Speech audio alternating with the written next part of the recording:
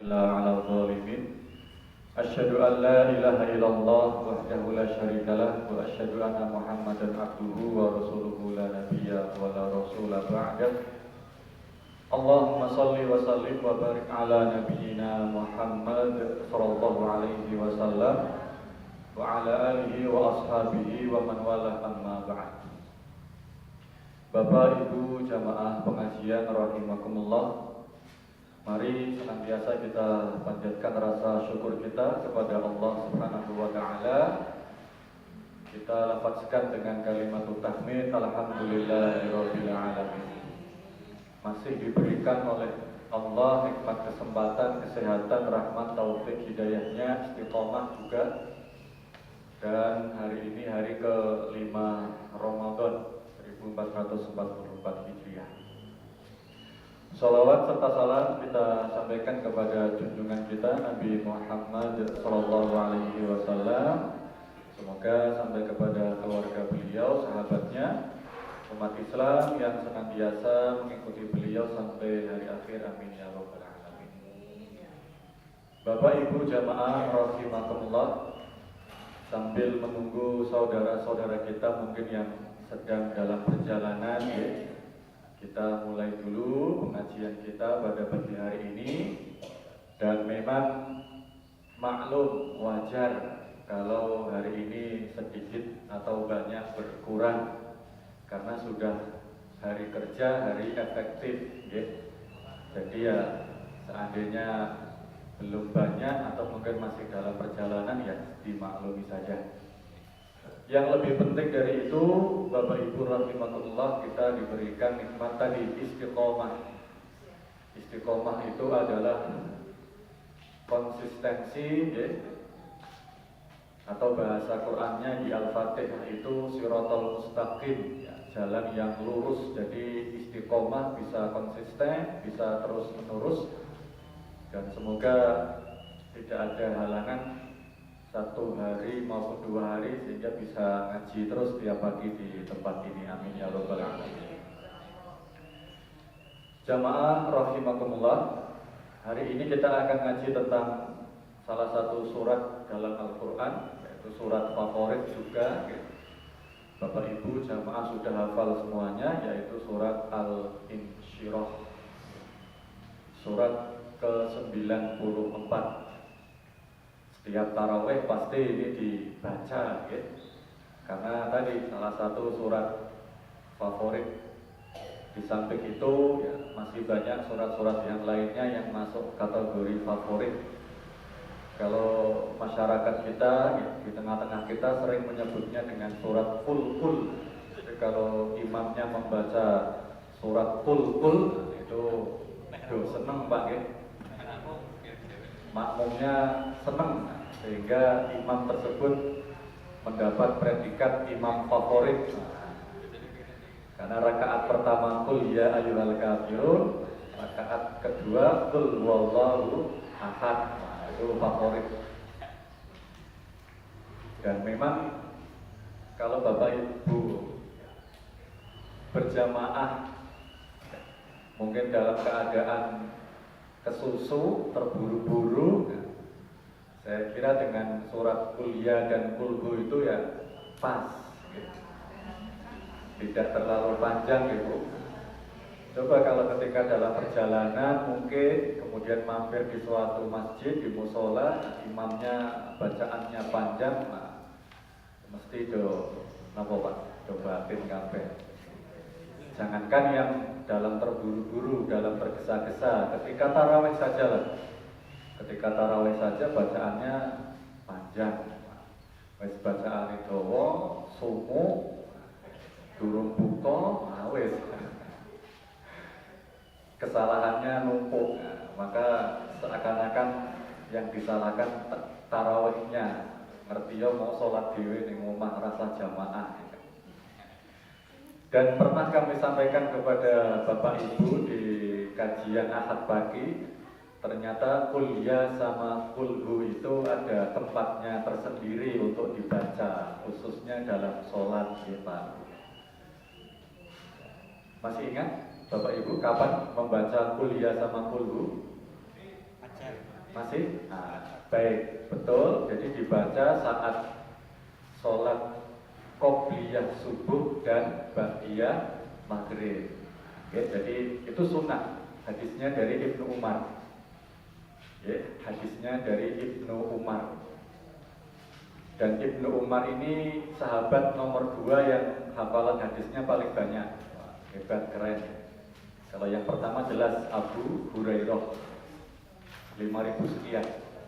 Jadi setiap sholat qobliyah subuh atau sholat fajar itu Nabi membaca kuliah sama kulhu, kemudian ba'diyah maghribnya kuliah sama kulhu. Hikmahnya apa Bapak Ibu? Jadi qobliyah subuh ini kan sebagai pembuka sholat di awal waktu ya. Jadi sholat pertama kali yang kita kerjakan tiap 24 jam itu adalah sholat qobliyah subuh. Maka diikrarkan dengan kuliah sama kulhu. Yang mana kandungan kuliah sama kulhu ini tauhid.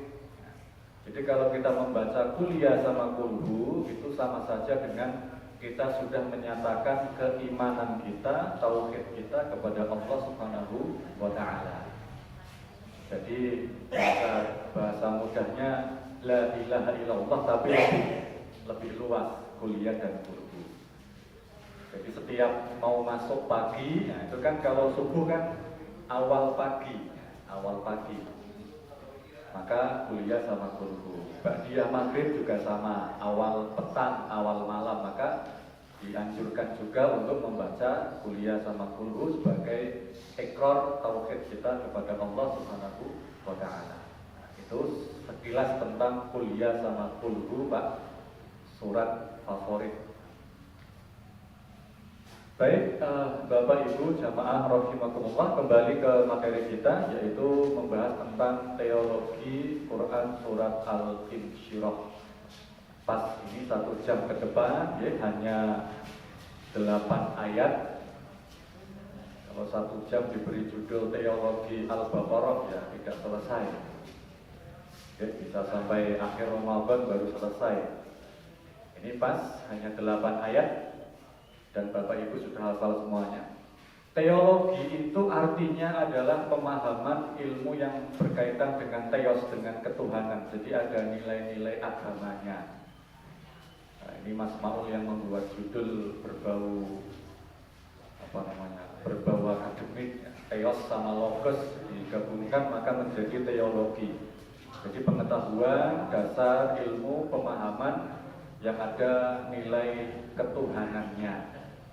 Kalau dalam perspektif Islam berarti teologi itu ya ketuhanan itu bersumber kepada Al-Quran maupun kepada hadis Nabi Muhammad SAW.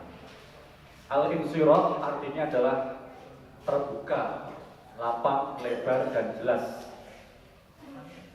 Jadi kalau Masjid Darussalam ini Bapak Ibu diperluas, nah itu bisa juga disebut dalam bahasa Arab dengan syarh atau insyirah, diperluas, diperlebar sehingga menjadi lebih tenang dan nyaman. Itu maksud cara bahasa dari al-insyirah. Berasal dari kata syarh, syarh yang artinya penjelasan atau keterangan yang lebih luas lagi. Makanya dalam dunia Islam itu sering kita dengar dengan istilah syarh. Syarh itu artinya apa? Penjelasan yang sangat luas dan lugas, lebar juga syarh. Contohnya ada kitab hadis berjudul Bulughul Maram. Ustaz Mifan sering menyampaikan hadis-hadis dari kitab Bulughul Maram. Nah, Bulughul Maram ini disyarah, diperluas oleh salah satu ulama yang cukup kondang. Kemudian syarahnya dari Bulughul Maram itu kitabnya disebut dengan Subulus Salam. Nah, jadi penjelasan lebih luas lagi ya, tentang hadis-hadis yang ada dalam Bulughul Maram itu disebut dengan kitab Subulus Salam. Jadi syarh itu penjelasan luasnya. Saya ingat kemarin baru ngaji di Bener, Bapak Ibu, ada hadis yang Masya Allah terkandung rahasia yang sangat luar biasa sekali. Salah satu hadis dalam Bulughul Maram, kitab Thaharah. Hadisnya berbunyi, yughsalu minal bauli jariyati wa yurashu min baulil gulami. Artinya kurang lebih seperti ini. Kalau ada bayi laki-laki dan perempuan yang masih minum ASI, kemudian pipis kencing, itu penanganannya berbeda. Kalau bayinya perempuan, yughsalu, pokoknya dicuci pakai air ibu. Tapi kalau gula, bayinya itu bayi laki-laki, boleh tidak dicuci, yurashu, cukup diperciki air saja. Dengan catatan tadi, selama masih minum ASI, air susu ibu. Kalau manggilnya bapaknya Abi, manggil ibunya Umi, ya maka minumnya bukan ASI, tapi panjenengan penggalih ya Mbak mawon nggih. Mboten kula sebataken udah rusak pahalanya. Jadi selama dia minum ASI maka penanganannya berbeda. Ya, perempuan dicuci, kalau laki-laki boleh diperciki dengan air. Tapi ya memang tetap lebih baik sama-sama dicuci. Nah, pertanyaannya adalah Kenapa kok Rasul membolehkan popok yang terkena urin bayi laki-laki itu boleh hanya diperciki saja, diciprati saja. Ternyata setelah diteliti Bapak Ibu, penelitiannya ada di Irak sana, oleh dosen-dosen di sana, ternyata kandungan atau kumpulan bakteri yang ada di urin bayi perempuan itu lebih banyak daripada bakteri yang ada di dalam, yang terkandung dalam urin laki-laki. Jadi lebih banyak perempuan. Maka Nabi menganjurkan untuk apa? Diguyur, dicuci dengan air. Masya Allah. Ternyata itu hikmahnya. Setelah saya cari itu, kok bisa ya, kenapa? Tapi sekarang ya tidak banyak yang mempraktekkan seperti itu, karena sudah pakai apa Pak? Sudah pakai Pampers, ya, sudah pakai Pampers. Bahkan dengan adanya Pampers ini, rasa keibuan seorang wanita itu sedikit berkurang. Beda dengan ibu-ibu simbah ketika dulu punya anak kecil belum ada Pampers ya Bu. Itu rasa keibuannya, berjuangnya lebih daripada ibu-ibu sekarang. Kan sekarang jarang yang bangun malam gitu. Kalau ibu mungkin setiap 1 jam sekali, 2 jam sekali bangun gitu, nyusoni, ganti popoknya, repot banget. Kalau sekarang tidak, bayinya angler, ibunya juga angler. Sudah beda zaman. Nah itu salah satu rahasia dalam hadis Nabi Muhammad. Ya, jadi keren ya, sangat luar biasa sekali Islam. Pasti ada hikmahnya. Nah itu pengertian dari syarah atau al-insyirah, sesuatu yang melebar, yang luas ya. Maka dalam Quran surat al-insyirah ini ya, namanya diambil dari salah satu kata yang Allah firmankan dalam Quran surat al-insyirah ayat pertama, alam nashrah, dari kata nashrah, saroha. Bismillahirrahmanirrahim. Alam nashrah laka sadrak. Wahai Muhammad, bukankah kami telah melapangkan untukmu dadamu? Jadi memang makna atau pengertiannya sangat luas ya. Jadi dalam ayat ini Allah memberikan kelapangan hati dan juga kesabaran Nabi Muhammad. Wa wada'na anka wizrak. Ini kita baca, kita artikan per kata atau per ayat dulu. Wa wada'na anka wizrak, dan kami juga telah menghilangkan darimu bebanmu, wizrak. Alladzi anqadha dhahrak, yang mana bebanmu itu wahai Muhammad ya, sangat memberatkan punggungmu. Dalam tafsir At-Tabari, ya, wizrak ayat yang kedua ini sama juga dimaknai dengan beban yang ada di punggung onta itu Bapak Ibu. Jadi seolah-olah ya Nabi merasa berat dan tertekan dengan berbagai beban, masalah dan sebagainya ya, seperti onta yang membawa beban itu. Ayat yang ketiga sudah alladzi anqadha dhahrak, yang mana bebannya itu sangat memberatkan punggungmu, seperti beban yang ada di atas punggung onta. Wa rafa'na laka dzikrak, dan kami juga telah meninggikan namamu wahai Muhammad. Masih dalam tafsir At-Tabari, salah satu bukti kebenaran firman Allah wa rafa'na laka dzikrak, bahwa Allah mengangkat, selalu menjunjung nama Nabi, adalah setiap nama Allah disebut itu pasti nama Nabi Muhammad juga disebut. Jadi beriringan. Contohnya apa Pak? Sangat mudah sekali. Setiap kita membaca 2 kalimat syahadat, ya, setiap kali kita baca syahadatain pasti nama Allah disebut dan juga nama Nabi juga disebut. La ilaha illallah Muhammad Rasulullah. Nah, jadi ini menurut tafsir At-Tabari ya, Allah meninggikan nama Nabi salah satu contohnya dalam konteks tadi 2 kalimat syahadat. Ya, pasti setiap kali ada Allah disebut pasti ada nama nabinya yang juga disebut. Ya, jadi mayoritas pasti mengatakan menyebut itu.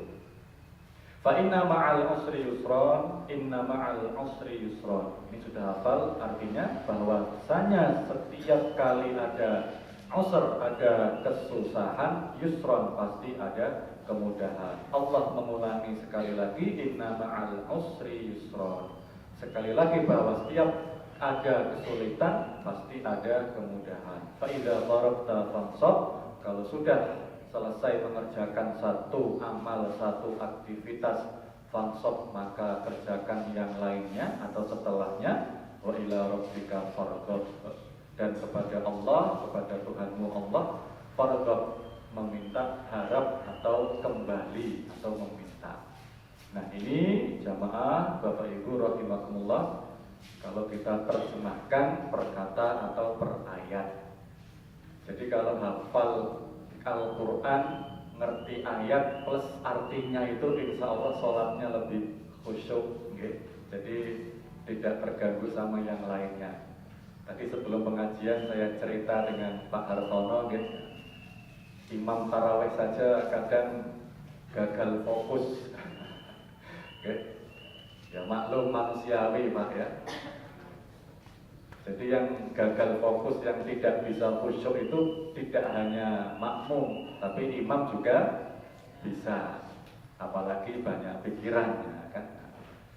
Jadi ya tadi salah satu kuncinya menghafal atau mempelajari, memahami ayat Al-Quran, surat-surat Al-Quran plus artinya. Termasuk tadi Bapak Ibu kuliah sama kulhu ya. Kalau diartikan, dipahami, dibaca terus, nah nanti insya Allah lebih dapat maknanya. Baik, kita masuk ke penjelasan yang sudah saya rangkum, yang sudah saya simpulkan. Yang pertama adalah teologi al-insyirah ini ya, digagas, dipelopori oleh Profesor Dr. Kiai Haji Haidar Nasir, Ketua PP. Sebagai refleksi atas pandemi COVID beberapa tahun yang lalu, okay. Jadi apa ya, yang diambil oleh Prof. Haidar Nasir ini dari surat Al-Insyirah ini tidak semuanya, tidak 8 ayat ini, tapi hanya beberapa saja. Khususnya dari Inna ma'al usri yusra. Ya, kita tahu sendiri, Bapak Ibu, okay, pas COVID kemarin, masalahnya sangat kompleks sekali, banyak sekali, okay. Saling bertabrakan, saling berkaitan, saling mempengaruhi satu sama lain. Maka Muhammadiyah sudah bergerak waktu itu dengan tindakan, dengan aksi yang nyata. Dasar teologisnya adalah inna ma'al usri yusra. Kalau COVID pandemi kemarin dianggap sebagai masalah yang sangat menyulitkan, maka yusron pasti ada solusinya, pasti ada jalan keluarnya. Ya, sah-sah saja setiap ketua PP Muhammadiyah memiliki pandangan teologis yang berbeda-beda. Kalau zamannya Kiai Haji Ahmad Dahlan kan bukan al-insyirah, karena memang waktu itu keadaannya berbeda ya, jelas sangat berbeda. Maka beliau Pak Kiai Haji Ahmad Dahlan teologinya Al-Ma'un ya. Kemudian setelah Al-Ma'un terkenal juga dengan Al-Asr. Kemarin Prof. Haidar Al-Insyirah, entah besok mungkin 20 tahun lagi bisa muncul gagasan baru lagi. Mungkin Al-apa ya, kurang tahu ya, sesuai dengan konteks yang akan terjadi di masa yang akan datang. Al-Ma'un karena memang Ahmad Dahlan melihat keadaan sosial saat itu memang sangat memprihatinkan. Maka yang pas adalah Al-Ma'un. Begitu Al-Ma'un sudah membumi, sudah banyak yang mengamalkan, maka ditambah lagi dengan Al-Asr. Insya Allah nanti juga ada materinya. Mungkin hari apa ya? Hari Kamis kalau nggak salah itu Ibu Bapak. Teologi Al-Asr wal Asri. Tapi yang diambil bukan semuanya, tidak semuanya ya tadi, kecuali orang-orang yang beriman dan beramal soleh. Jadi memang iman itu harus disandingkan dengan amal soleh. Iman tidak hanya cukup di hati, di lisan, syahadatan, tapi juga harus wa'amilus sholihat. Harus praktek, harus bergerak. Itu juga menjadi dasar teologi dalam pemikiran Kiai Haji Ahmad Dahlan. Bahkan Kiai Haji Ahmad Dahlan menjadikan Al-Asr ini salah satu 17 ayat pilihan. Jadi Pak Kiai Dahlan itu Bapak Ibu punya ayat-ayat favorit. Kalau Imam Taraweh punya surat-surat favorit, Ibu juga punya surat-surat favorit yang nantiasa dibaca, Bapak juga. Kiai Haji Ahmad Dahlan juga punya 17 ayat favorit yang melandasi pemikirannya untuk mendirikan Muhammadiyah. Salah satunya atau salah duanya Al-Ma'un dan Al-Asr. Ini kan lebih banyak ke aksi, beramal semuanya. Tidak hanya lisan maupun keyakinan di hati saja. Nah itu keterangan yang saya tulis pertama. Jadi sudah terkenal dengan teologi Al-Asr dan juga Al-Ma'un. Nah, teologi Al-Insyirah ini memberi makna harus ada aksi yang solutif yang bisa memberikan jalan keluar. Jadi kalau hanya Al-Ma'un saja, Al-Asr saja, hanya beramal soleh, hanya melakukan sesuatu yang baik saja, tapi tidak memberikan atau kurang memberikan dampak yang baik, kurang memberikan solusi kepada masyarakat, kan sepertinya kurang maksimal juga. Maka digagas dipakai oleh Prof. Haidar Nasir. Sekarang ditambah lagi Al-Ma'un, Al-Asr dan Al-Insyirah. Jadi beramal, berbuat baik, tapi plus juga ada solusinya. Bisa memberikan dampak, bisa memberikan solusi untuk orang lain. Kalau bisa kita sebagai umat Islam, sebagai pengikut Nabi juga harus memiliki gagasan pemikiran yang seperti ini juga. Jadi beramal tapi juga memberikan solusi untuk orang lain. Insya Allah pahalanya, Masya Allah, double-double. Yang kedua, ini lebih ilmiah, lebih keilmuan, tafsir oleh As-Suyuti. Surat Al-Insyirah ini diturunkan, ini asbabun nuzulnya. Sebenarnya Bapak Ibu kalau mengkaji tafsir Al-Insyirah ini pasnya nyambungnya dengan Al-Duha. Karena masih satu rumpun, satu tema, sama-sama surat Makkiyah yang turun kepada Nabi saat berada di Makkah. Makanya surat Al-Duha sama Al-Nasr ini atas bawah, duluan Wad-Duha, kemudian Al-Insyirah. Makanya imam juga favorit setelah rakaat pertama Wad-Duha, rakaat keduanya Al-Insyirah. Ya, jadi surat Al-Insyirah ini asbabun nuzulnya diturunkan ketika orang-orang musyrik menghina dan memperolok-olok Nabi ya, dan juga sahabat-sahabatnya. Karena apa? Karena kefakiran dan kemiskinan. Bedanya nopo niki Pak, fakir sama miskin. Napa Pak Bu? Kan sering disebut juga besok untuk orang-orang yang berhak menerima zakat itu kan ada lil fuqara wal masakin, orang-orang fakir dan miskin. Masih ingat atau lupa Ibu Bapak?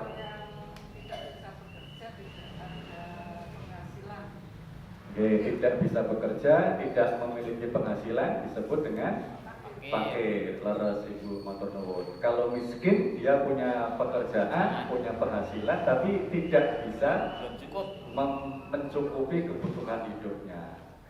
Ya nek cara gampangnya nek fakir iki mengko isih bingung aku buka nganggo apa. Sesuk sahur nganggo apa, isih bingung. Belum punya apa? Belum punya makanan, belum punya kurma, itu fakir.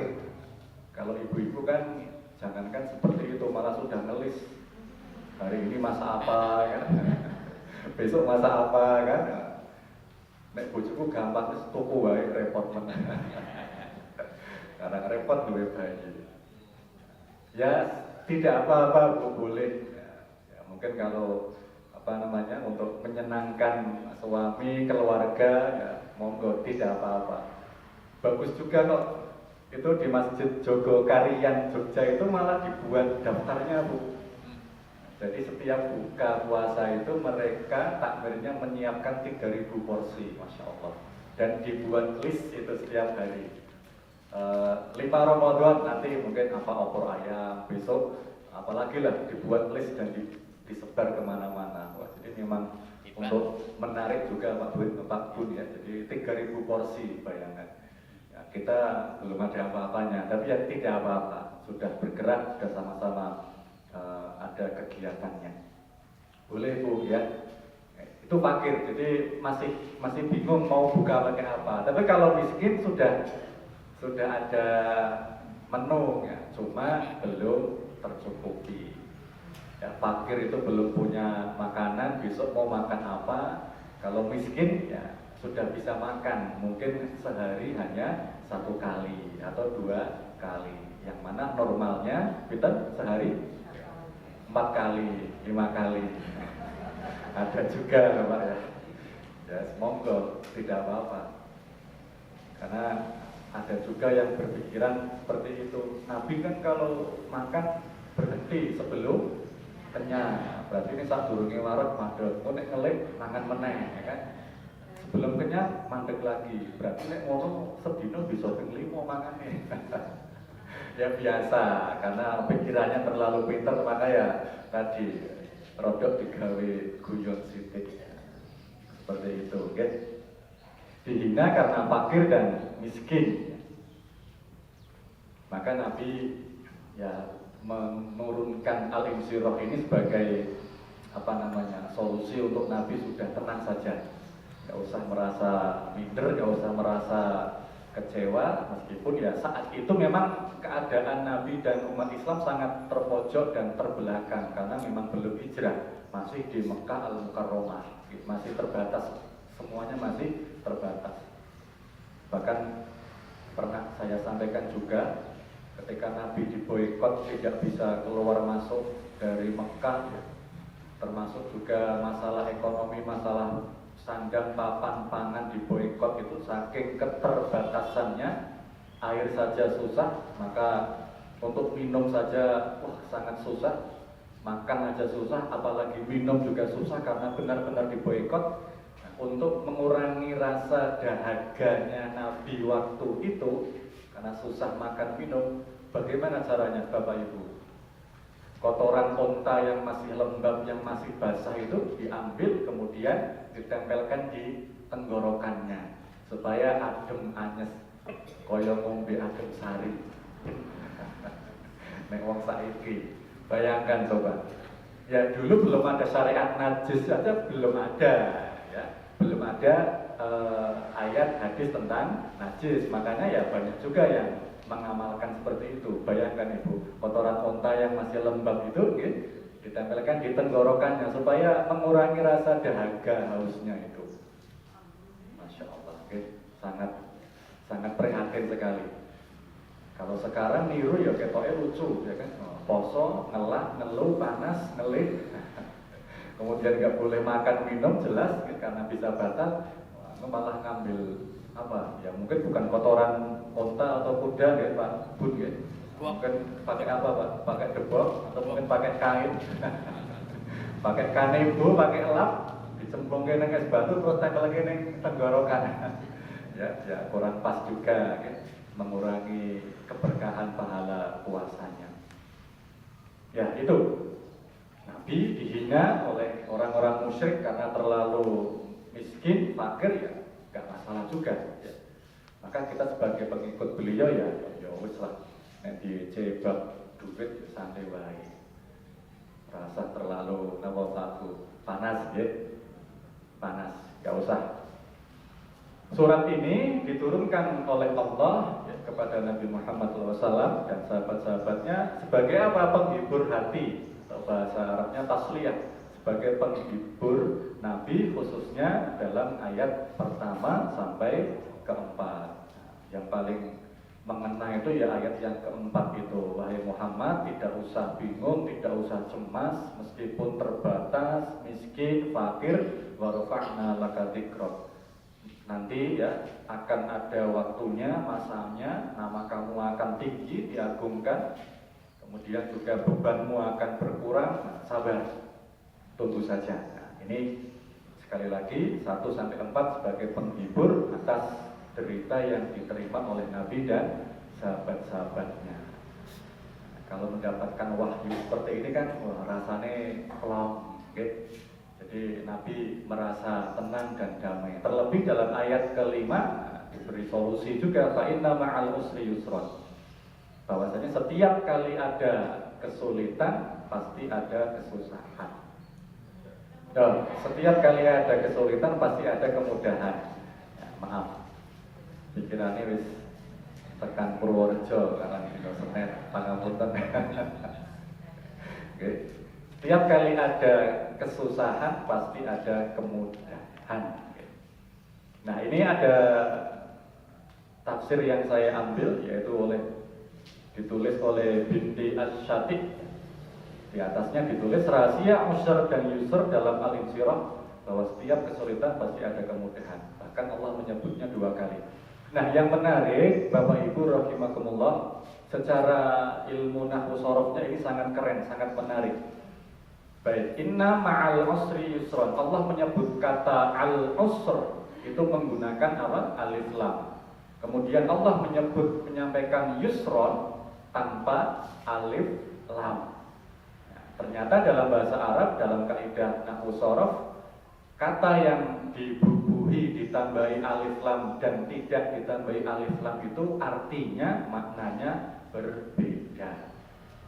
Jadi ada rahasianya juga. Kalau ada kata yang ditambahi alif lam, ya, maka itu berarti bermakna tunggal, satu, atau bahasa nahwunya ma'rifat, sudah diketahui. Tapi kalau katanya tidak ditambahi, tidak diawali dengan alif lam, seperti dalam ayat ini yusron, kan tanpa alif lam, maka artinya apa? Masih global, masih luas, nakirah. Jadi ada alif lam itu sudah ngerti, satu ya, oh itu satu jelas. Kalau tanpa alif lam berarti bisa apa? Apa saja. Berarti kalau kita terjemahkan secara rinci, Bapak Ibu, jadinya seperti ini. Setiap kali ada satu kesusahan, satu kesukaran, satu masalah, yusron, pasti banyak apa? Solusinya, pasti banyak apa? Kemudahannya. Ya, jadi itu rumusnya, alif lam dan tanpa alif lam. Contoh lain, biar Bapak Ibu paham, biar kita semuanya paham. Surat Al-Baqarah, alif lam mim dzalikal kitabul la raiba fi, titik. Nah, di situ ada kata yang Allah tambahi dengan alif lam dan tanpa alif lam. Dzalikal kitabu, al-kitabu menggunakan alif lam atau tidak? Ada, betul. Ya maaf, tidak ada papan tulisnya. Kalau ada nanti ya, bisa nulis saya. Dzalikal kitabu, di situ ada alif lamnya. Berarti kitabnya itu sudah jelas, satu. Apa? Al-Qur'an. Itu Al-Qur'an ya, sudah jelas. Seandainya tanpa al, mungkin berbunyi dzalika kitabu atau kitabu la raiba fi. Kitabnya tidak ada alif lamnya, berarti bisa bermakna apa? macam-macam kitab, banyak. Bisa Quran, bisa Taurat, bisa Zabur, bisa Suhuf, dan sebagainya, bisa Injil. Nah, tapi sekali lagi Allah menambahkan atau ada al-nya tadi, maka khusus bermakna berarti apa? Al-Quran. Yang lebih bagus lagi, la roiba fi, la tidak roiba, tidak ada alif lamnya. Berarti tidak ada berbagai macam keraguan yang banyak. Seandainya ini Pak Bu, seandainya kata roiba tadi itu ditambahi alif lam, berarti di dalam Quran itu tidak ada keraguannya, hanya satu, la roiba, jadi nyambung, dibaca nyambung karena ada alif lamnya. Dalikal kitabu la roiba, berarti dalam Quran itu tidak ada satu keraguan. Tapi bukan seperti itu bunyi ayatnya, tanpa apa? Alif lam, la roiba fi. Jadi tidak ada berbagai macam keraguan apapun itu, banyak. Nah itu ilmunya di situ, alif lam dan tanpa alif lam. Nanti bisa dibaca, dipraktekkan di rumah ketika tadarus, gitu. Nah, oh ada alif lamnya, oh ada tidak ada alif lamnya, bisa dimaknai seperti itu. Contoh lain, satu lagi, wa nunazzilu minal qur'ani ma huwa syifaa'un lima fis sudur. Allah menurunkan Al-Qur'an itu syifaa'un, sebagai apa? Obat. Nah, Allah menyebutkan syifa di sini tanpa alif lam, maka bisa dimaknai, dipahami Al-Qur'an itu obat dari segala macam penyakit. Oke. Seandainya ada alif lamnya, maka asy-syifa berbeda. Ya, jadi itu hikmahnya, syifa, jadi bisa menjadi obat berbagai macam penyakit. Itulah hebatnya Al-Quran. Jadi silakan bisa dipraktekkan, dibaca dalam ayat lain. Baik, jamaah Bapak Ibu rahimakumullah, itu kuncinya inna ma'al usri yusron. Penafsiran binti al-Syadi ini salah satu ahli tafsir yang berjenis kelamin perempuan, ibu-ibu ya. Selama ini kan kita kalau baca tafsir laki-laki semuanya ya, At-Tabari, Ibnu Katsir ya, kemudian siapapun, banyak sekali. Ini ada salah satu ahli tafsir perempuan lulusan Al-Azhar Kairo ya, namanya binti Asy-Syati, nama aslinya Aisyah Abdurrahman. Tapi yang ditafsirkan tidak semuanya, hanya surat-surat pendek saja. Jadi hanya Wadduha, Al-Insyirah, Al-Quraisy ya, tidak semuanya. Kalau yang lain seperti Ibnu Katsir ya kan, semuanya kan ditafsirkan. Ini hanya tertentu saja. Binti Syati menafsirkan bahwa Al-Insyirah ayat 5 dan 6 ini ialah menguraikan fa di samping mengandung makna tertib. Jadi maksudnya adalah ada sebab akibat. Kalau ada sebab pasti ada akibatnya, ada A pasti ada B. Jadi maksudnya adalah setiap kali ada kesusahan itu pasti ada kemudahan. Jadi jangan khawatir. Oke. Sebab akibat. Kalau ada kesusahan, kesulitan pasti ada jalan keluar. Ma'al usri yusron. Ini menurut binti Asy-Syati. Dijadikan rumus fa itu sebagai rumus sebab akibat. Menetapkan apa yang telah terjadi ya. Jadi kalau dapat masalah nanti ya akan mendapatkan jalan keluar, dibuat lapang dadanya, sabar ya.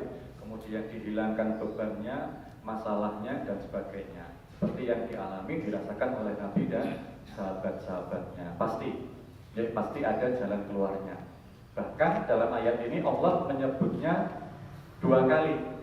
Berbeda dengan ayat-ayat sebelumnya, fa inna ma'al usri yusron, inna ma'al usri yusron, 2 kali. Bahkan ada yang mengatakan, menafsirkan satu kesulitan itu bisa mendapatkan 2 kemudahan. Oke, pasti itu. Dan yang jelas kita mengimani ayat ini dengan maksimal sebaik mungkin, pasti ya akan kita alami, akan kita rasakan.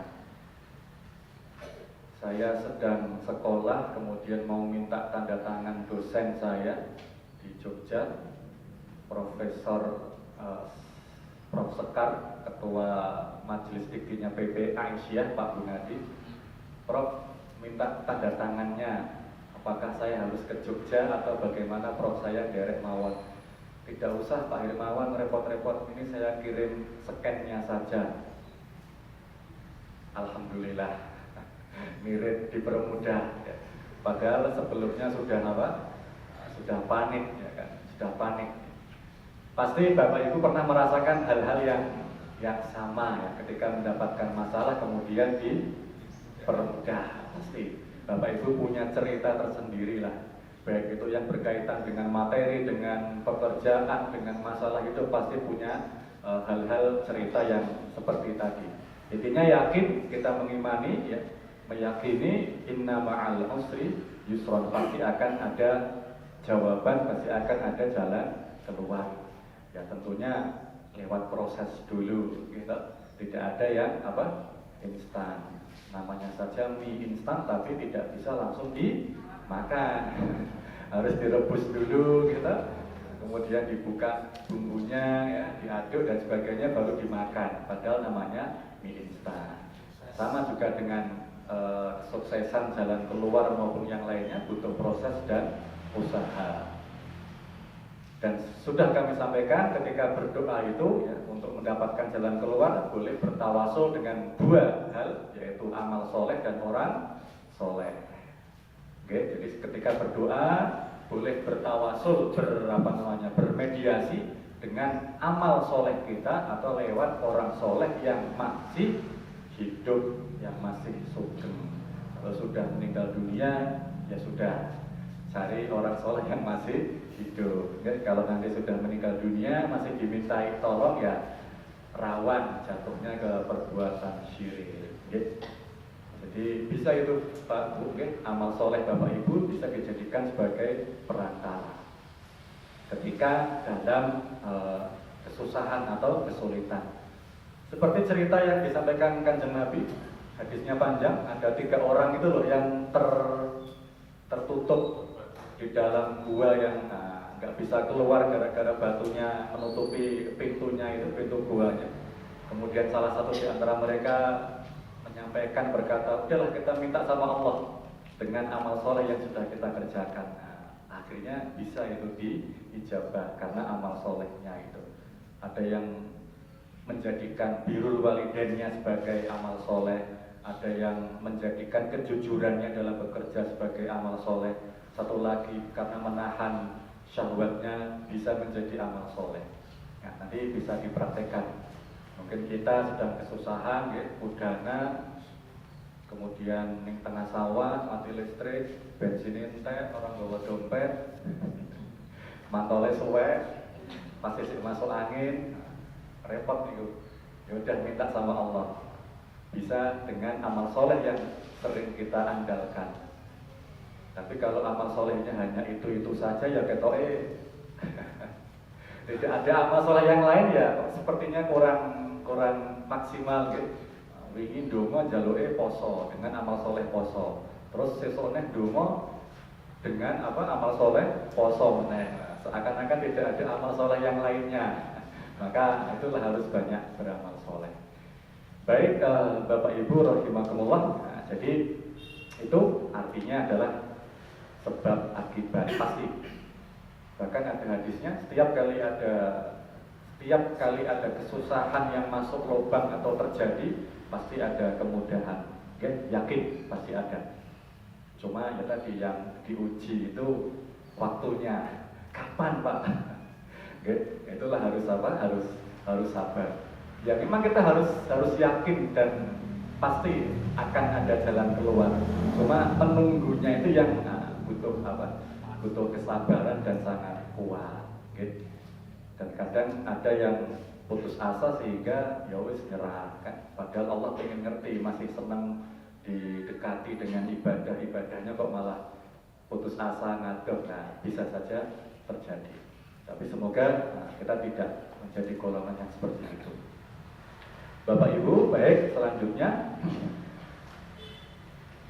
ayat yang ke berapa ini? 7, 2 lagi ya.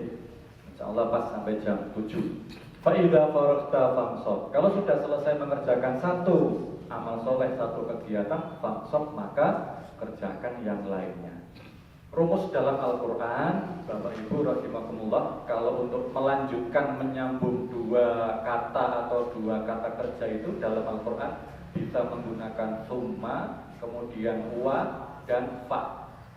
Ya, jadi untuk menggabungkan dua kata atau kata kerja itu biasanya dalam Quran menggunakan summa yang artinya kemudian, atau juga bisa dengan wa yang artinya apa? Dan fa yang artinya maka. Ini kata sambung kalau dalam bahasa Indonesia. Ternyata summa, wa, dan fa ini yang sama-sama kata sambung tapi maknanya artinya berbeda. Lebih cepat fa dibanding wawu dan summa, dibanding wa dan summa. Artinya apa? Langsung, tidak ada jeda itu kalau menggunakan fa. Berarti artinya seperti ini, fa idza faragta fansab. Kalau sudah faragta, sudah selesai mengerjakan satu pekerjaan, fa. Nah, di sini ada fa. Fa-nya fa kata sambung yang masuk ke insab, isi. Fansab, maka isilah dengan perbuatan, dengan pekerjaan lain. Artinya apa? Begitu selesai mengerjakan A, fansab, langsung mengerjakan B, fa, tanpa jeda. Tapi kalau seandainya ayat ini tidak menggunakan fa, mungkin summa atau wangsab, summansab atau wangsab, nah, maka artinya berbeda meskipun sama-sama dilanjutkan, tapi ada jeda waktunya.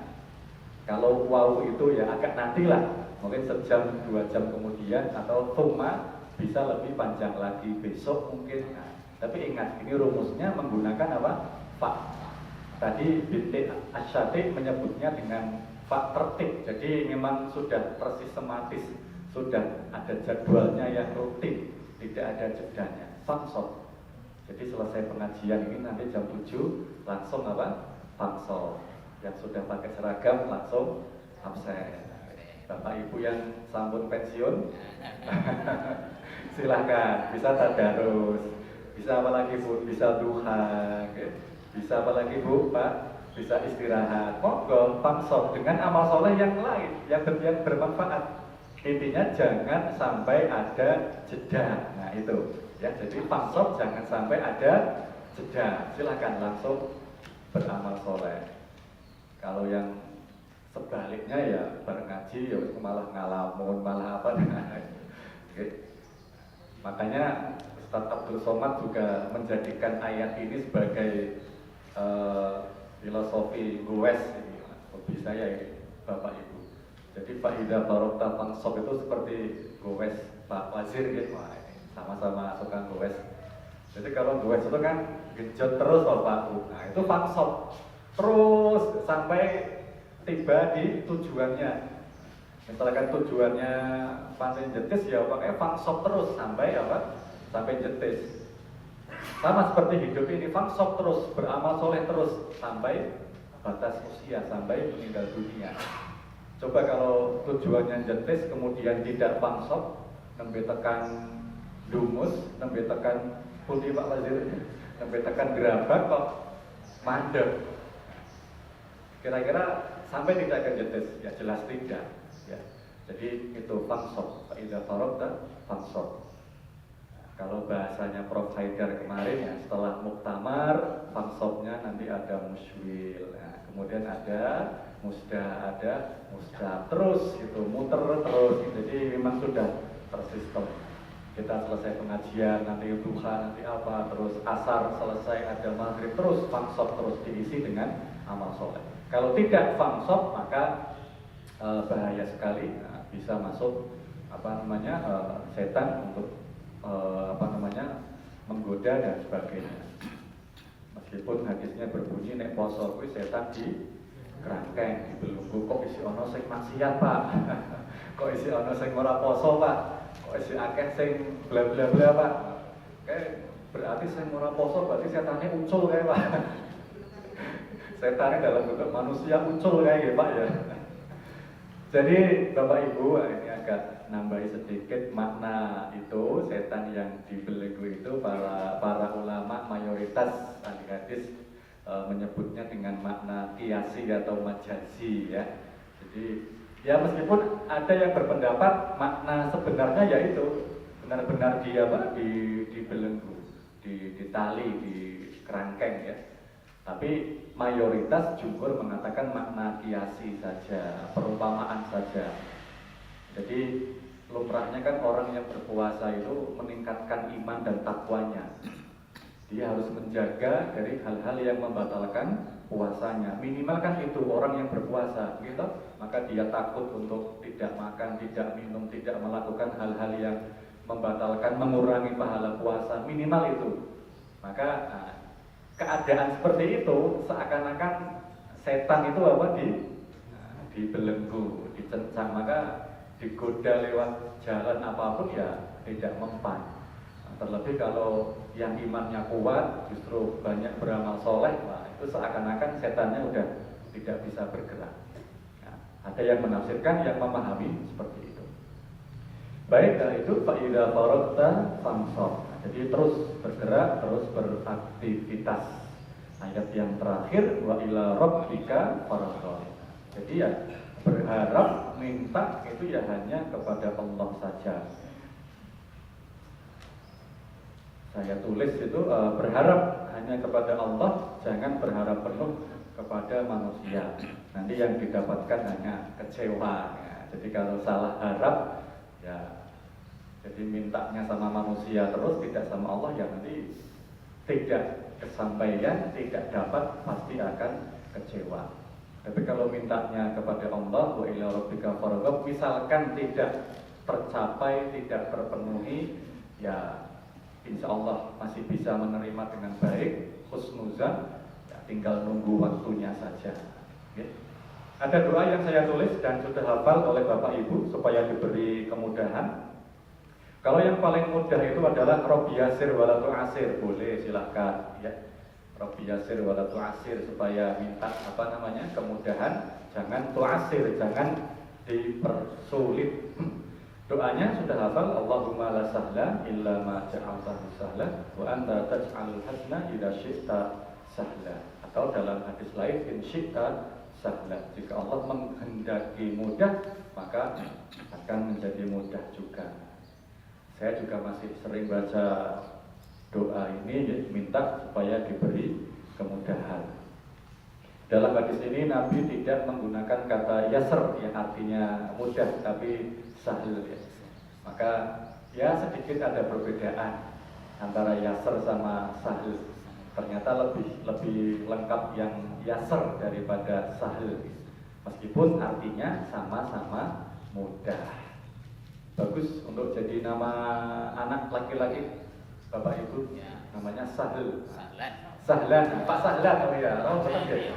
Oh ya, ingat saya. Pak Sahlan berarti Bapak yang sangat diberi banyak kemudahan. Pak Sahlan, Insya Allah.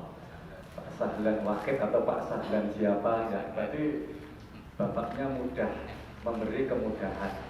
Gampang, tapi orang gampangan. Itu yang apa? Yang bagus.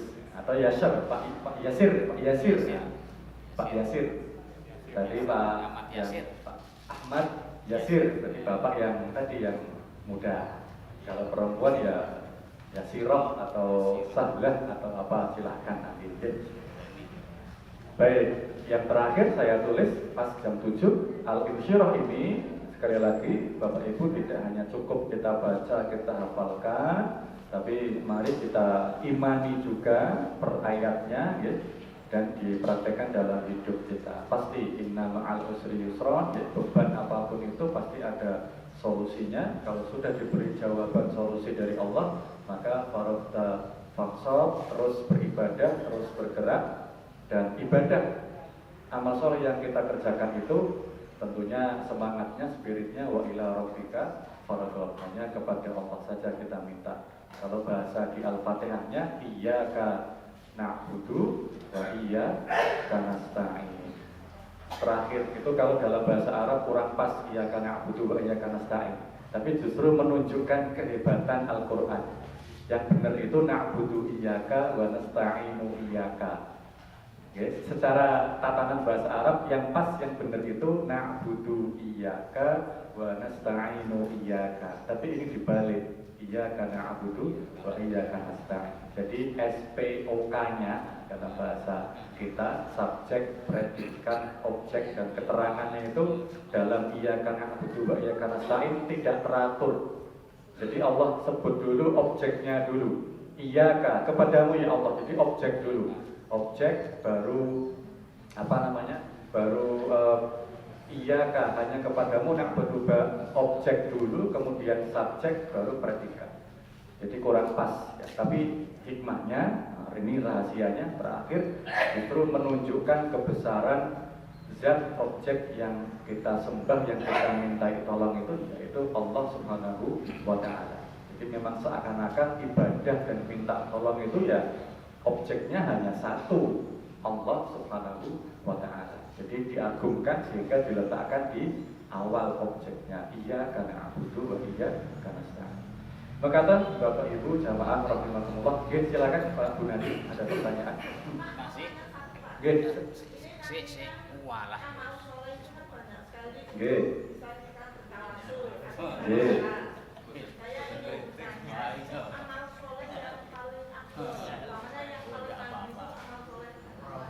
Nggih. Nggih, sami-sami Bu. Sekedap ya Pak Pun nggih. Iya.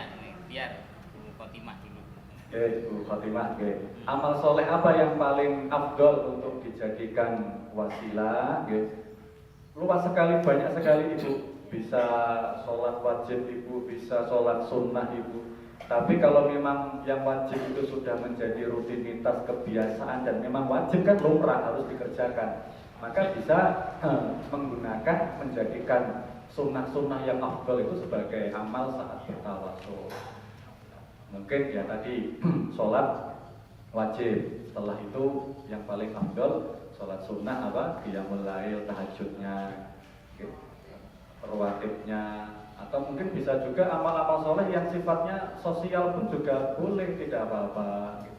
Mungkin Ibu sering sedekah dengan cara sembunyi-sembunyi, sering menyantuni fakir miskin, anak yatim, dan yang tahu hanya Ibu dan yang di atas Allah, malaikat, ya bisa saja Ibu. Jadi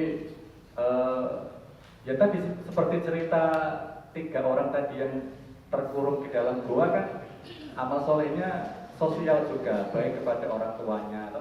Kemudian juga yang ketiga itu dia sebagai bos, kemudian karyawannya itu pergi hilang, tapi bosnya itu jujur, dia nyimpen gajinya, tidak dipakai atau tidak dicurangi lah. Kemudian ketika karyawannya tadi pulang diberikan gajinya itu. Jadi bisa amal soleh yang tadi, yang sosial maupun yang vertikal ya. Jadi luas sekali puasa Daud dan sebagainya. Monggo Pak Bu Nadi. Terima kasih. Assalamualaikum warahmatullahi wabarakatuh. Waalaikumsalam warahmatullahi wabarakatuh. Ada 2 pertanyaan Pak, ini berkembang. Yang pertama, saya mencermati ayat Al-Isra 56 itu. Ini karena imam ini, seorang imam ini kalau misalnya menjadi imam itu kan bacaannya dicermati, didengar oleh makmum. Nah, bacaan yang paling bagus ini untuk ayat 56. Dilihat kalau di sini kan sama itu persis, yusro. Nah, ini tetapi dalam praktek itu kadang-kala ada yang fa inna ma'al usri yusron, yang belakang inna ma'al usri yusro, padahal tulisannya kan persis. Nah, ini mohon pencerahan nanti. Dan yang kedua, ini dengan surat Al-Fatihah tadi Pak, ada yang iyyaka na'budu, ada yang iyyaka na'budu. Nah, ini 2 ini yang mohon untuk dijelaskan. Terima kasih. Assalamualaikum warahmatullahi wabarakatuh. Waalaikumsalam warahmatullahi wabarakatuh. Terima kasih Pak Bu Nadi. Pertanyaannya lebih ke tahsin ya. Baik, jadi kalau cara membacanya disambung di wasol, maka yusron yang pertamanya tanwinnya dibaca. Tapi kalau ayat yang kelima itu tidak disambung dengan ayat keenam, ya, waqaf berarti maka yusron ayat kelima itu ya tidak dibaca tanwin, hanya fathah saja. Fa inna ma'al usri yusra. Nah, ini kalau waqaf, okay. Tapi kalau disambung maka tanwinnya dibaca fa inna ma'al usri yusron jadi kalau wasol disambung, kalau waqaf maka tidak dibaca tanwinnya. Monggo bisa dipilih mana yang paling nyaman bagi imam. Dan ada satu lagi yang menjadi perhatian Pak Bud dan semuanya di ayat 5, 6 ini. Selain yusron yang tadi wasol ke ayat 6, ya, ada juga gunnahnya, ya, yaitu di huruf inna. Nah, jadi kan di situ ada nun bertasydid, maka bacaannya adalah gunnah, maka jangan terburu-buru. Jadi ditekan 2 ketuk lah, ya. Fa inna ma'al, jangan terlalu cepat. Fa inna ma'al. Jadi mim yang bertasydid kemudian nun yang bertasydid ini gunnah, maka ditahan paling enggak ya 2 ketukan lah, ya. Jangan terlalu cepat-cepat atau buru-buru. Inna ma'al. Jadi ditahan dulu sebentar. Jangan terlalu cepat. Inna ma'al usri yusra. Kecuali kalau tarawihnya kilat seperti tempat lain. Sama nanti kalau ayat ke-6 dan ke-7 disambung juga yusronnya juga bacaannya berbeda, maka tanwin bertemu dengan fa maka jadinya ikhfa. Jadi kalau disambung maka berbeda. Inna ma'al usri yusran fa idza. Jadi beda. Jadi bila di waqaf atau wasol nanti harus harus dipelajari dengan sebaik-baiknya. Jangan sampai nanti pas wasol tapi malah hukum bacaannya kurang pas atau kurang tepat. Tapi memang paling aman ya per ayat. Per ayat. Ya. Selain nyaman, enak didengar, dibaca, plus penggalan artinya nanti sesuai dengan terjemahnya itu pas Bapak Ibu. Kadang ada yang menggal waqaf tapi tidak pas di artinya. Contoh, wal 'asri innal insana lafi khusrin illa. Kan maaf ini kurang pas, ya kan? Kecuali orang wal 'asri demi waktu asar semua orang dalam keadaan rugi kecuali. Jadi nyambung nanggung, bukan nyambung, nanggung. Lafi khusrin illa. Ini kan kurang kurang pas, ya.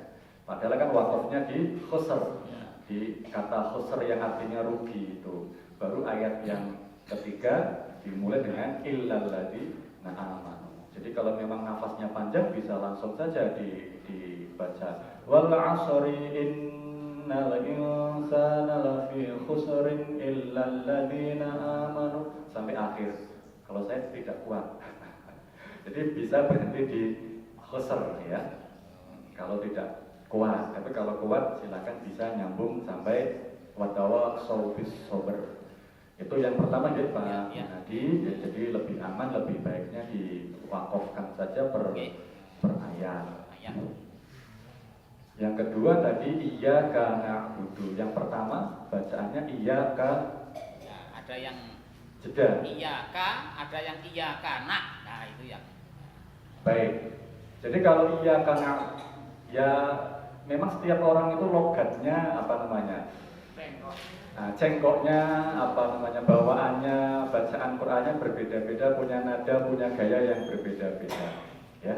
Ya kita maklumi saja perbedaan itu dan tidak terlalu dibesar-besarkan. Baik, kalau memang diwasolkan secara cepat memang nanti akan terdengar iyyaka na'budu, ya. Cepat, betul loh Pak ya. Iyyaka na'budu, karena memang tidak ada huruf yang panjang setelah atau di K dan Na itu tidak ada yang panjang. Satu. Ya, jadi langsung sah-sah saja iyyaka na'budu boleh. Ya.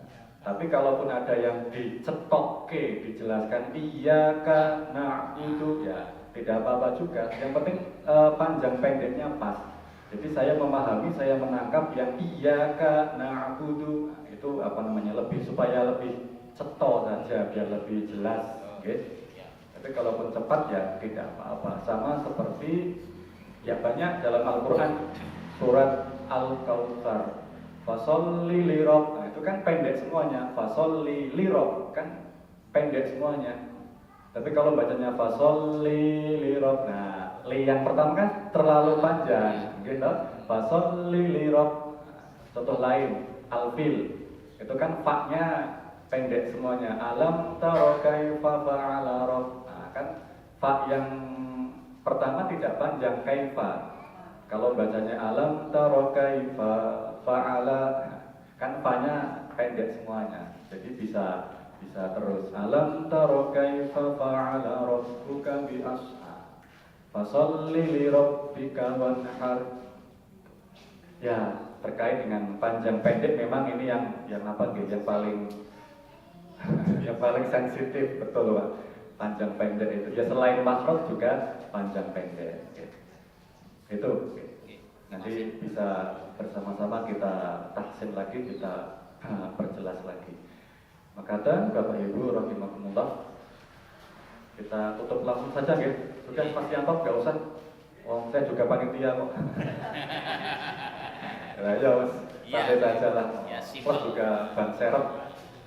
Monggo sini ada informasi. Panitia ya ban serep bisa orang mau. Oke. Pengumuman untuk infak hari ini jumlahnya 283.000. Alhamdulillahirabbil alamin. Ketoke sudah sithik ora apa-apa. Hari Senin hari kerja. Kemarin saya cek di grup ya 300-an, sekarang sudah sithik ora apa-apa mung 17.000 gitu. Enggak apa-apa. Matur nuwun jazakumullah khairan katsiran. Untuk kajian besok hari Selasa insyaallah Ramadan akan disampaikan oleh Ustaz Haji Arwan Abdul Majid dari Virus. Semoga kita diberikan kesehatan, kesempatan sehingga bisa istiqomah di bulan Ramadan ini. Terima kasih, kita tutup dengan doa kafaratul majelis. Subhanakallahumma rabbana wa bihamdika asyhadu an la ilaha illa anta astaghfiruka wa atubu ilaik. Dari akan untuk mundur. Wassalamualaikum warahmatullahi wabarakatuh.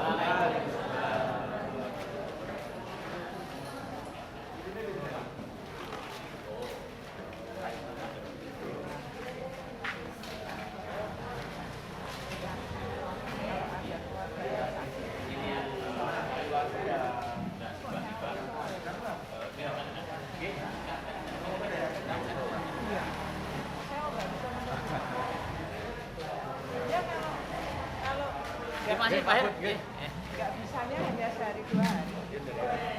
Kalau nggak bisanya seharian. Ya Bapak ya, nyaur sholat ya. Tak tanya kan ke situ. Soalnya kan ada kegiatan di lapangan. Hari Ahad kemarin kan kegiatan itu ya. Saya bingung ya kalau nggak mengerjakan sholatnya hanya sehari 2 hari.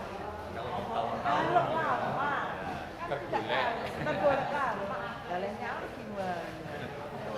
Nanti saya kalau ketemu di kampus nanti saya ini Bu, saya konfirmasi kan Pak coba apakah itu hanya perkataan salah satu ulama saja atau bagaimana.